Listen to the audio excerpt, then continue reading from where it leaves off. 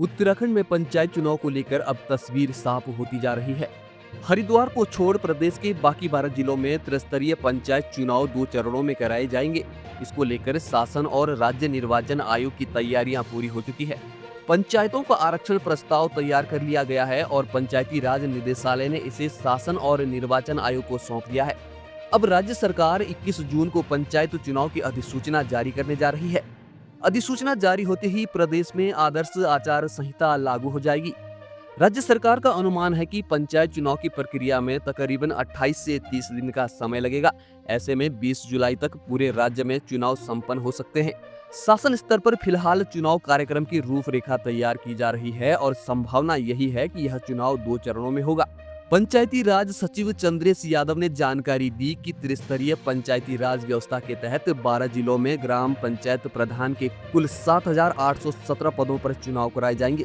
इनमें से 226 पद अनुसूचित जनजाति, 1467 पद अनुसूचित जाति और 1250 पद अन्य पिछड़ा वर्ग के लिए आरक्षित किए गए हैं। शेष पद अनारक्षित रहेंगे। खास बात यह है कि इन पदों में 50% से ज्यादा सीटें महिलाओं के लिए आरक्षित की गई हैं। प्रदेश के 12 जिलों में 89 ब्लॉक प्रमुख पदों के लिए भी चुनाव होंगे। इनमें से 3 पद एसटी, 12 पद एससी और 15 पद ओबीसी के लिए आरक्षित किए गए हैं। इसके अलावा राज्य में जिला पंचायत अध्यक्ष के 12 पदों के लिए भी चुनाव होंगे। पहली बार यह चुनाव ट्रिपल टेस्ट प्रक्रिया के तहत हो रहे हैं, इसलिए इसे प्रथम चक्र मानते हुए सभी जिलों में आरक्षण रोस्टर लागू किया गया है।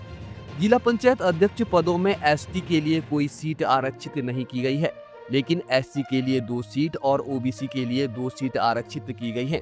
बाकी 9 पद अनारक्षित रहेंगे। इन पदों में भी 50% से अधिक आरक्षण महिलाओं को दिया गया है। चंद्रेश यादव ने बताया कि प्रदेश के सभी जिला अधिकारियों की ओर से आरक्षण प्रस्तावों का अंतिम प्रकाशन कर दिया गया है और निदेशालय में भी सभी प्रस्ताव एकत्रित हो चुके हैं। अब इन प्रस्तावों की कॉपी उत्तराखंड शासन और निर्वाचन आयोग को सौंप दी गई है। राज्य निर्वाचन आयोग से परामर्श के बाद शासन द्वारा अधिसूचना जारी की जाएगी और उसी के साथ चुनावी प्रक्रिया भी शुरू हो जाएगी। तो दोस्तों, अब राज्य के ग्रामीण क्षेत्रों में लोकतंत्र का सबसे बड़ा पर्व शुरू होने जा रहा है। आने वाले दिनों में गांव-गांव में चुनावी हलचल दिखाई देगी और जनता अपने नए जनप्रतिनिधियों का चयन करेगी। पंचायत चुनाव से जुड़ी हर खबर के लिए बने रहें ओ न्यूज उत्तराखंड के साथ। नमस्कार।